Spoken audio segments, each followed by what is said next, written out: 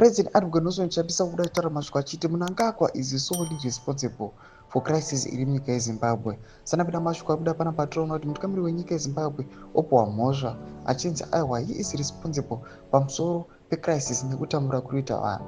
Subscribe or like on the bell kuti in a strongly worded statement issued on Monday, CHAMISA condemned the government's failure to provide basic services such as clean water, describing the current state of urban infrastructure as a clear sign of leadership collapse. Thanks of leadership failure. 45 years after independence, Zimbabweans still carry buckets for water in towns and cities, said CHAMISA. Borehole bush pumps now dot our urban areas, clear proof of a government that has abandoned its people. He criticized the government's inaction and accused those in power of turning a blind eye to the suffering of citizens while reaping personal gain from the dysfunction.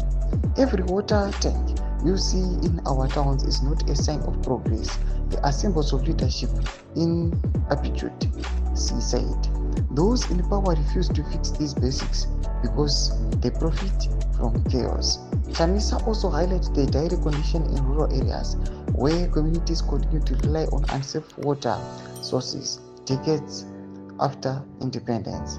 Meanwhile, our rural communities drink from open wells and rivers decades after promising independence. Prehistoric maladies like cholera and tshikizi stalk our communities, he said.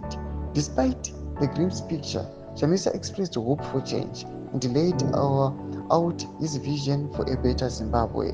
He concluded by calling for transformative leadership, a green modern Zimbabwe where dignity is restored and leadership serves the people.